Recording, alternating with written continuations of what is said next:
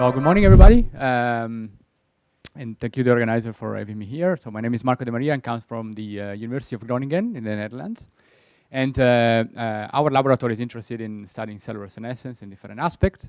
But today I will try to give you some updates on what we are working on in terms of effect of cancer therapies and the relationship between senescence, aging, and cancer in this case. You will hear a lot about senescence indeed in the morning, so I'm not going to spend a lot of time in defining what senescence is, but I think that we need to give, I need to give you like a really brief introduction about senescence. So you probably all know that cellular senescence is essentially a state of irreversible and stable cell cycle arrest, but the senescence phenotype also comes with many different and variable, actually, structural, morphological, and functional changes. So many senescent cells start to actually upregulate apoptotic resistance, and they change gene expression profiles, they have metabolic alterations, they change morphology indeed, and they also activate what indeed now is recognized as the famous SASP, or senescence-associated secretory phenotype, which is essentially a collection of cytokines, chemokines, proteases, and growth factors that can have very important autocrine, but also very important paracrine functions in the body. And now we also know that senescence can naturally occur as a consequence of telomere shortening, which was probably the first description of senescence done by Hayflick and Muret in the early 60s. But we also know that senescence can be somehow prematurely induced by a number of different stresses, including genotoxic insults. And for this reason, because senescence can happen in different ways and in different tissues, also the biological function of senescence is very variable and heterogeneous. And you can see in the top of this picture a number of functions that are actually associated mainly to tissue remodeling and tumor suppression that are actually beneficial. So senescent cells have a number of beneficial functions in these terms. However, if you then focus on the bottom part of this picture, when you see that senescent cells are able to actually promote chronic inflammation, in particular, when they persist for too long in tissues, they indeed start to secrete for too long and in an aberrant way, and that might cause indeed chronic inflammation, fibrosis, and a number of other functions that somehow, ironically, are now becoming tumor promoters, but also, of course, they're helping tissue dysfunction. So it's a really paradoxical function that probably is also determined by the persistence of senescent cells in tissues. So when they're transient, they might have beneficial function, but if they become chronic, then they might have indeed detrimental effects. So now I jump directly on what I'm, want to show you more today, which is the fact that, of course, we talked about the idea that senescence is a tumor suppressive mechanism, and for this reason, anticancer therapy actually have as a desired outcome the induction of cancer cells into senescence, because of course it's much better to have a senescent cancer cell than a proliferating one. So many of the therapies that we are using in people are actually inducing a mixture in the tumor environment of apoptotic and senescent cells. But then, of course, if we give this drug systemically, we will also eat additional cells in the body that are non-tumoral. So normal cells would potentially also enter senescence. And all these might generate an environment that is enriched in these SASP factors, which somehow could now actually fuel the cancer relapse, because indeed we have a lot of these chronic, the pro-inflammatory and pro-growth factors that are involved. But also potentially they might also induce other side effects and adverse reactions that we normally see indeed when we give this systemic treatment to human beings. So to study a little bit better the function of senescence in these terms, we have used a mouse model which we call P16-3MR, where a 3MR, so a reporter gene, which encodes 3 proteins, a luciferase protein, a fluorescent protein, and a suicide gene that can be activated by feeding the animal a prodrug which is called ganciclovir. Under the P16 promoter, being P16 a CDK inhibitor, which is probably the state of the art, the most common marker for senescence that we have. And using these mice, we have seen that the treatment, systemic treatment, with drugs that are normally used in people, especially chemotherapeutic agents, or with total body ionizing radiation, senescent cells are induced because here are reported by the luminescent component of our transgene. So the treatment with chemotherapeutic agents and or total body radiation can induce premature senescence in animals. And these animals are all cancer-free, so there is no trace of tumors in these animals at the moment. Then we also challenged these animals with cancer, actually. And what we did is that we implanted a breast carcinoma cell line into the mammary fat pad. So this is a syngeneic cell line that can be indeed used for also in an immunocompetent environment in our P16 3MR animals. And then after the tumor grew, we treated the animal with chemotherapy. Normally we use this drug, which is an anthracycline that's called doxorubicin, or with a combination of chemotherapy and elimination of senescent cells, because in our transgene, indeed, we can kill senescent cells by feeding ganciclovir. And to keep in mind that also these cancer cells were labeled with a luciferase that is actually different from the one that we have in a transgene. So we can actually also follow the spread of the cancer cells in this model. And then we indeed follow survival, and what we saw was that, first of all, the treatment with chemotherapy, at least in this system, was working in terms of improving survival of the animals, which is a good sign, meaning that at least for this model, chemotherapy works, and potentially that's a good sign also for people that take this drug. But also we saw that the elimination of senescent cells when we gave ganciclovir to our 3MR mice was actually improving further the survival of these animals. And probably this was mainly due to the fact that the animals that were eliminated of senescent cells were much less likely to develop metastases compared to the animals that were treated with chemotherapy alone. So with the chemotherapy treatment, we see a period of dormancy when the tumor doesn't grow, but then the tumor starts growing again and metastasizes to lung and liver. But this doesn't really happen in the animals that are eliminated of senescent cells, meaning that indeed senescence might, in that case, somehow promote the spread and the relapse of the tumor growth. But then we also did another interesting observation, which was the fact that the mice looked much healthier when they were treated with, let's say, senolytic, so when they were eliminated of senescent cells. So then we decided to look again at mice that were cancer-free to study actually where, if there were any effects on the health span of these animals besides the, let's say, reduction of tumor burden and tumor relapse. So we actually just treated animal with chemotherapy or a combination of chemotherapy and elimination of senescent cells, and then we follow how these mice were going and doing. And here I give you like just an example of what we've done, like where we have monitored the running of the animals, so just the physical activity of these animals. And this is very simple because we monitor essentially a nocturnal cycle and a diurnal cycle, and you can clearly see that mice are nocturnal animals, so they only run during the night. And normal animals like to run 40 to 50% of the time. However, this goes dramatically down when we treat the animals with chemotherapy, which is, again, very similar to what we actually observe in people, that normally they're very fatigued when they are treated with chemo and they move much less as a consequence.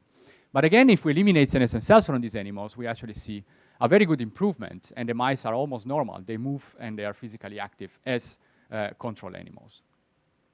And this probably is also due to the different inflammatory burden that these mice have. Because if we look at both in the circulation or in tissues, we see that the treatment with chemotherapy increase the inflammation, and here is measured by cytokines, pro-inflammatory cytokines, chemokines. But this doesn't really happen, or it's much less reduced in animals that have been eliminated of senescent cells. So somehow in this context, indeed, senescence might contribute to the pro-inflammatory environment, and that this might cause the reduction in health span. So also what we have done was a small study with Ayman Mas and Ned Sharpless at the University of North Carolina at Chapel Hill, where we've looked at breast cancer patients. And here what we've looked is that we've looked at the presence of P16 positive T cells in these patients, and we're trying to correlate the level of senescence in these patients with the level of fatigue that the patients were experiencing after the treatment with chemo. And to make a very long story short, what we see is that the patients that have the highest level of P16 are actually 10 times more likely to develop fatigue than the patients that have low level of P16. Meaning, at least in people, we have a correlation between the fact that there is a high burden of senescence and fatigue after they're treated with chemotherapy. So there is somehow a room there to think about potential interventions in the future to reduce this problem. And of course, this can be fought in two different ways, at least in my opinion.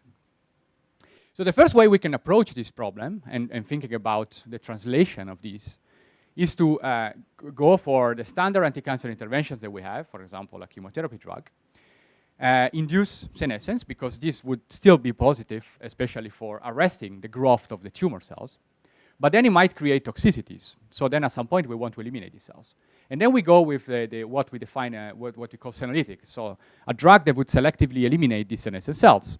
So we have what we can call a two-punch approach, what René Bernard calls a two-punch approach. So one punch, the generation of senescence, second punch, the elimination of these prematurely induced senescent cells.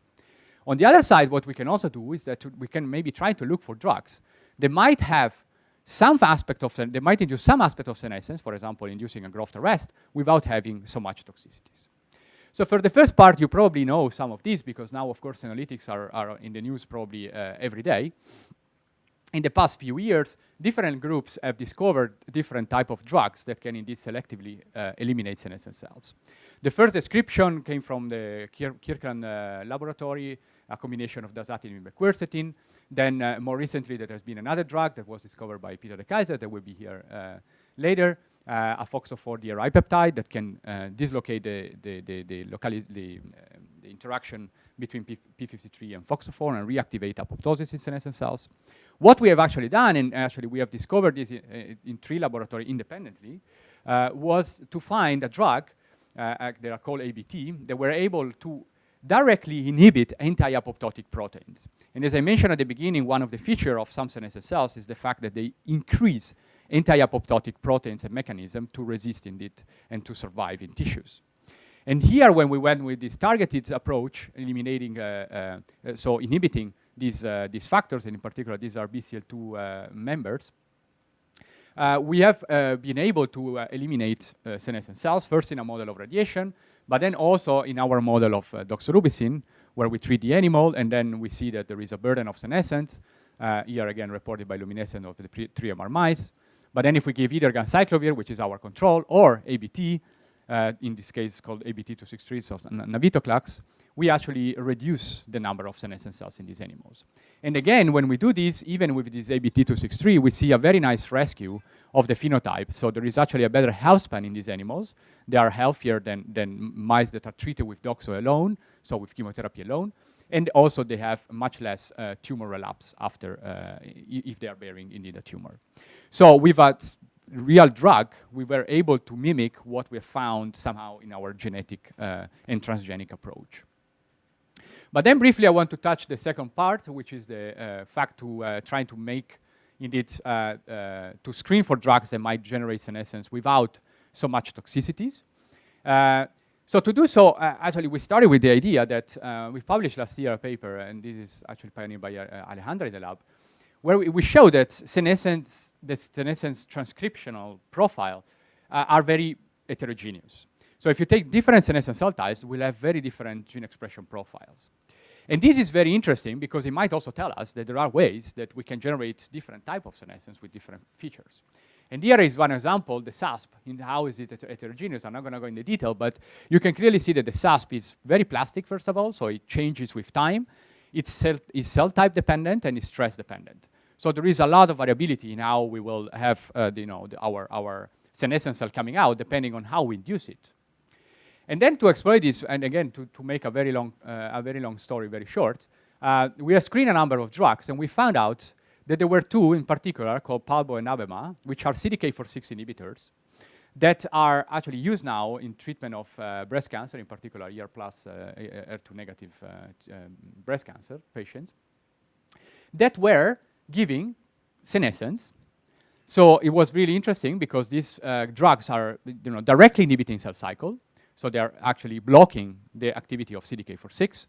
But then when you remove this drug, you leave these cells there. These cells will never re-enter cell cycle. And we actually activate a p53-dependent cell cycle arrest, which will have feature of senescence, beta-gal positivity, inability to grow, but they have very, very low SASP. So also, in particular, this drug here, this is called abemaciclib, that is the one that we use the most, was giving very, very few SAS factors that were upregulated. Most of them were not upregulated, and some of them were even downregulated. So then when we treated the animals with this Abema, and we compare the treatment with doxo, we could see that in the 3MR animals, the induction of P16 was very similar. So the number of senescent cells that were induced by these CDK4/6 inhibitors was high. But again, also in tissues, we didn't see any in the circulation, we didn't see inflammation, so there was no upregulation of pro-inflammatory factors. But more importantly, with these drugs, we didn't observe any toxicity. So the mice didn't lose any weight, and their health span was not changed. So they were actually undistinguishable from control. So they were also very active, while indeed, as I showed you before, normal chemotherapy would really affect the health span of these animals. So potentially, this might be another strategy to go. So to conclude, what I try to show you is that senescent cells are generated upon genotoxic stress and can contribute to a number of side effects. You can either remove these drugs, these toxic senescent cells by using senolytics. But since senescence is very heterogeneous, we can also have ways to screen for compounds that might have activate some features of senescence and not others. And for example, I show you that the CDK4/6 inhibitors might have a good induction of cell cycle arrest, and they might be positive regulator of, indeed, irreversible arrest and can be used for cancer therapies, but they might not have these toxic senescence-associated circulatory phenotypes. And to conclude, this is the lab. I mentioned already Alejandra, and the other person that I have to mention is Boshi, a very talented PhD student in the lab that made most of the in vivo work that I presented you today. Thank you for your attention, and happy to take any question.